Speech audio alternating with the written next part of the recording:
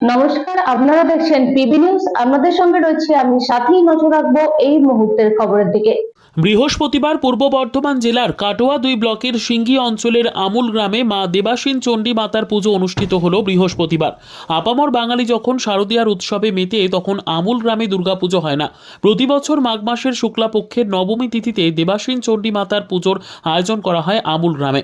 আশেপাশের গ্রাম থেকে বহু মানুষ আসেন দেবাসীন চণ্ডী মাতার পুজো দিতে আমুল গ্রামে। দেবাসীন চণ্ডী মাতার পুজো প্রায় 400 বছরের পুরনো। দেবাসীন চণ্ডী মাতার পুজোয় দুটি মূর্তির পাশাপাশি রেখে পুজো করা হয়। একটি পুরাতন শিলামূর্তি, অপরটি মাটির প্রতিমা। দেবাসীন চণ্ডী মাতার মাটির প্রতিমা বিচিত্র ধরনের। দেবীর 3টি হাত বড় এবং কাঁধের ডান দিকে 3টি ও বাঁ দিকে 4টি ছোট্ট হাত রয়েছে। সপ্তমী থেকে নবমী এই 3 তিথির পুজো শেষ করতে হয় নবমীতেই।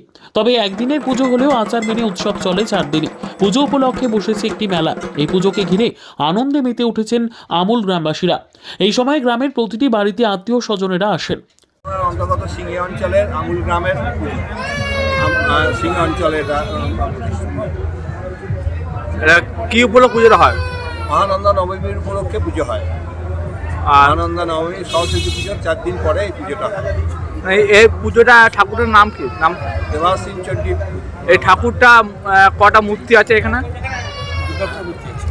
দুর্গা ঠাকুরের যা মূর্তি আছে, লক্ষ্মী, সরস্বতী, গণেশ, কার্তিক, সিংহ, অসুর সব। আর হাত হচ্ছে 3টে সামনে আর 7টা পিছনে। আর ছোট হাত। আদি মূর্তি আছে? আদি আদি মূর্তি আছে। আর বলছি এই ইতিহাসটা কি জানা যায়? কি হবে ইতিহাসটা? আমরা যেভাবে জনশ্রুতি হয়ে আসছে, এটা 300 থেকে 400 বছর আগে মহারাজ পাটুলির বর্ধমান জলকোটে একটা মামলা ছিল সাউরভলি রাজাদের সঙ্গে।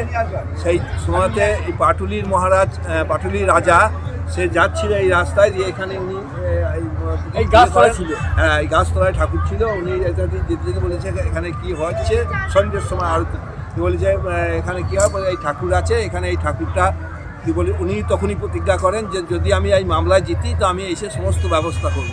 তা উনি ওই মামলায় যেতেন। তারপরে এই সমস্ত জমি জায়গা দিয়ে ঠাকুর প্রতিষ্ঠা করে এই বাণিজ্যদের বা মুখার্জিদের এই ইয়েতে প্রতিষ্ঠা করে 40 বিঘে সম্পত্তি, হ্যাঁ, এই 40 বিঘে সম্পত্তি বিভিন্নভাবে বন্টন করে এই দিঘি এই সব কিছু জমি দিয়ে সমস্ত ব্যবস্থা করেন। এবং ঠাকুর গড়ারও এই পাটুলি থেকেই মিস্ত্রি আসতো আগে, ও তাদেরও জমি ছিল। পূর্ব বর্ধমান জেলা কাটোয়া সাব ডিভিশন, কাটোয়া 2 নম্বর ব্লক, সিঙ্গি অঞ্চল অন্তর্গত আমুল গ্রাম। পুজোর নাম হচ্ছে মা শ্রী শ্রী দেবাসীন চণ্ডী দুর্গা মাতা। এটা আনুমানিক 400 বছর আগের পুজোটা একসময় ব্যক্তিগত ছিল, কিন্তু আজকে বর্তমান সমাজ আমাদের বড়হারিতে পরিণত হয়েছে। বড়হারি মানে গোটা গ্রামের ঘাড়ে দায়ভারটা পড়ে গেছে।